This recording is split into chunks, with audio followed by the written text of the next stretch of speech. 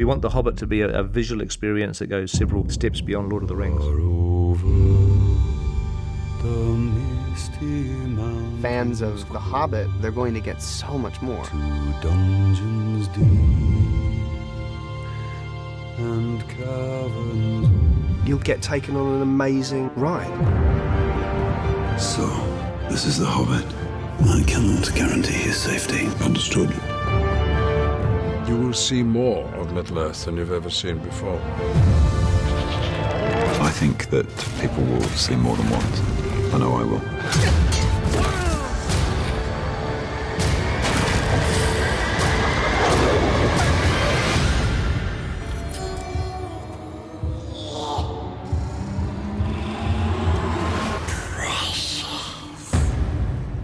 When we made The Lord of the Rings, I was absolutely sure that that was going to be a once-in-a-lifetime experience.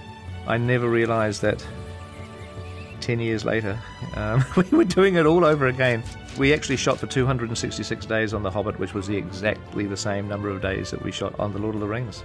So I've sort of done the once-in-a-lifetime experience twice, but not a third time. There won't be a third time. It was a little bit like returning to summer camp. You know, so many of the people who were part of the first journey are part of this journey. Ooh, it's all coming back to me. It was extraordinary coming back onto set with those same people. You looked around at all the faces in the crew and thought, here we go. The same creative talent. 20 or 30 of the most senior people were Lord of the Rings veterans. What a Who would have treat. thought it would ever have happened again? I know.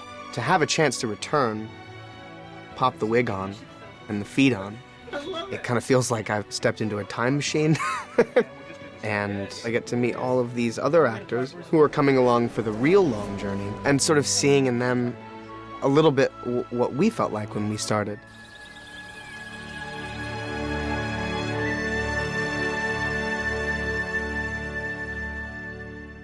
The Hobbit is actually Professor Tolkien's most beloved book, and it's your first introduction to Middle-earth for a lot of readers.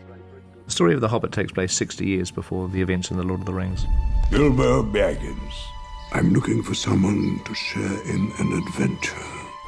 We join Bilbo, as the book The Hobbit does, as a kind of home-loving, fairly solitary hobbit. They like their comfort, they like their food, and they treat strangers with suspicion. So the worst thing that could happen in Bilbo Baggins' life is to suddenly be dragged off into a dangerous adventure. Mr. Baggins? At your service. Fortune comes knocking on his door in the shape of 13 dwarves. Far over the misty mountains cold. Far to the east, over ranges and rivers, lies a single solitary peak. The dwarves' home is called Erebor, otherwise known as the Lonely Mountain. When you enter, you're in the middle of this vast subterranean palace carved out of solid rock. Gold and jewels were the resource on which they built their dwarf kingdom. There was this huge amount of gold which attracted the dragon, Smaug. Dwarves try to defend Erebor, but there's nothing they can do. Erebor is literally ripped apart. Since then, the dwarves have been a wandering people, and many of us have been homeless. We will seize this chance to take back Erebor! The dwarves that turn up at Bag End are the only volunteers that have decided to back this quest. 13 people.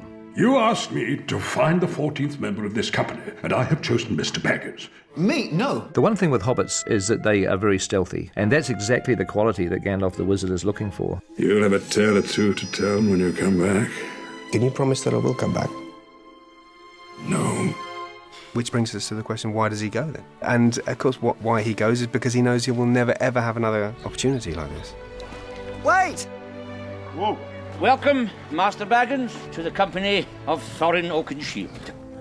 Thorin is a direct descendant of a line of kings that stretches almost back to the beginnings of the dwarvish race itself.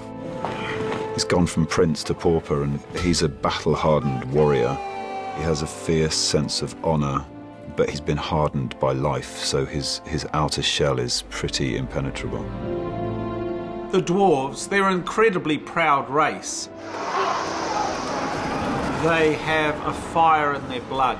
They would unnervingly take on any race. They're the kind of people you'd want on your side in a fight. We are very loyal, and we would do anything for our brothers. They're very passionate, and they laugh 1 minute, and then they fight the next minute, and then they're like hug the next minute. So they're very, they're up front with their emotions. One of the scary things about adapting The Hobbit is the fact there's 13 dwarves. And differentiating those characters was important. Ne ikrit fund. Like he said, never trust an elf. In the book, it's really only 3 or 4 of the dwarves that are kind of expanded in any real way. Gimli in the first film has a very distinctive look, but when you have 13 dwarves in scenes, if they all look the same, it's going to be very difficult for the watching audience.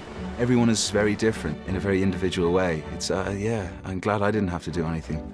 I just stick on the costume, thank God. I think it's probably a couple of thousand drawings were made. Millions of different ideas, running all over the place. If they were all standing on a mountainside, you had to know who they were, just from the shape. That's great.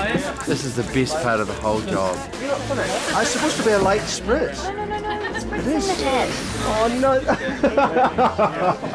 Each dwarf has his own look and his own style and their own weapons. Shut your mouth! We managed to invent all kinds of interesting methods of warfare. Some fun, some lethal, or some fun, but all lethal. In the end, Pete fell in love with each and every one of those characters. And as much as there's a little bit of dwarf in Peter, I think there's a little bit of Peter in all those dwarfs. Here we go, rotate. The wonderful thing about Peter and his team is that they make it the book and something else. People always say, well, it's this very relatively slight novel, and so how come it's 3 movies? The Hobbit was almost a lifetime's work for Tolkien. We went into the appendices, which you find at the end of The Lord of the Rings, and you learn very specifically about events that occurred in The Hobbit. We're actually expanding The Hobbit, but using Tolkien's notes in the appendices very much as our blueprint. Gandalf, where are you going? Gandalf in The Hobbit, he's often away doing other business, and quite what that is not revealed in the novel. In the films, we get to see what Gandalf was up to when he wasn't on the journey. Tolkien, he created a whole world, the different creatures or people who live in that world, and real history stretching back thousands of years. There's going to be some new characters that are part of Tolkien's story that people haven't thought about. The dark part has found a way back into the world. Excitement looms. Well, Radagast is a wizard. One of the 5. We know that he's an animal-loving, forest-dwelling wizard. Your mind instantly goes to a ragged hermit-type figure. But he loves the animals and the birds in the bushes. I'll draw them off! Go! Oh, dear, oh, dear. Radagast, he's all here in his heart. It's not perhaps quite all there.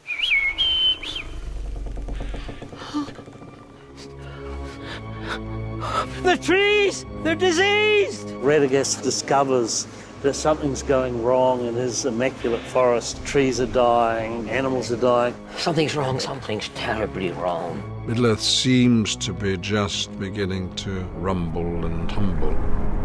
For 400 years, we have lived in peace. Are we at peace? Orcs attacked us on the road. As part of the expanded Middle-earth universe, Tolkien came up with the idea of the White Council, which is the United Nations of Middle-earth to some degree.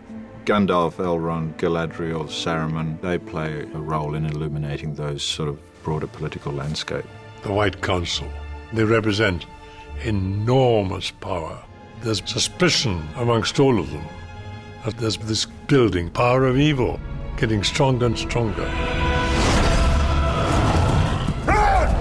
It has to be more than just the dwarves' quest, because their quest is being affected by Middle-earth events and the rise of evil. Seeds being planted for what eventually becomes the time period that we meet in Lord of the Rings, that lead to the great fight for Middle-earth.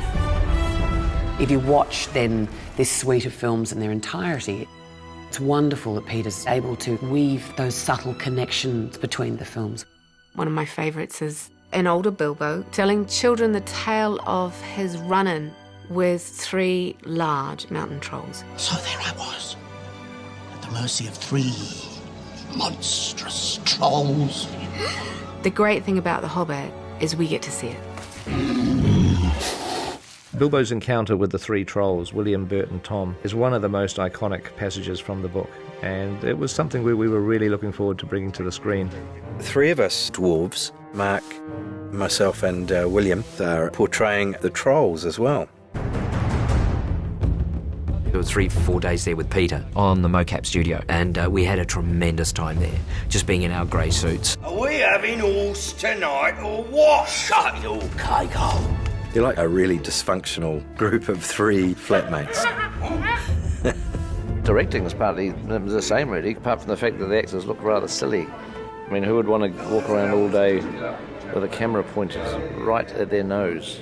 The process of getting the trolls animated, we take the data that's been tracked from the mocap stage, and then we started refining that motion, and it was the first time we saw trolls actually verbalising. Now, are there any more of you little fellas hiding where you shouldn't? Make him squeal!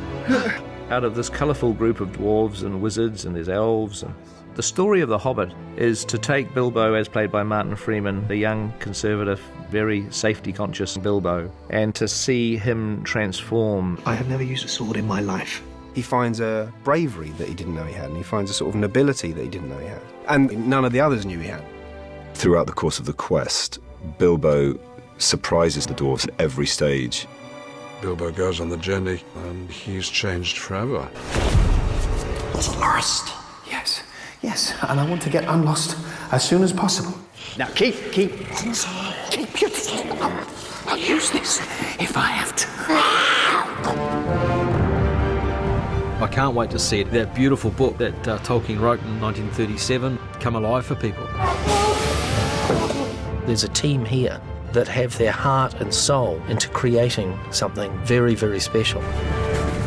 We all have this common goal. We want this to be a film that has this lasting impact on people because it is such a good story. Whatever age you are, trying to remember the sense of awe you had as a child. Hopefully you will leave with that awe firmly in place. It's magic, pure magic, and you believe it. Going back to Middle-earth, probably for the last time on the big screen, is going to be a huge thrill. For the fans, these films are a return to a world that is both familiar but also entirely unexpected. I'm going on an adventure! Step into the world, step into Middle-earth, come on this adventure with us.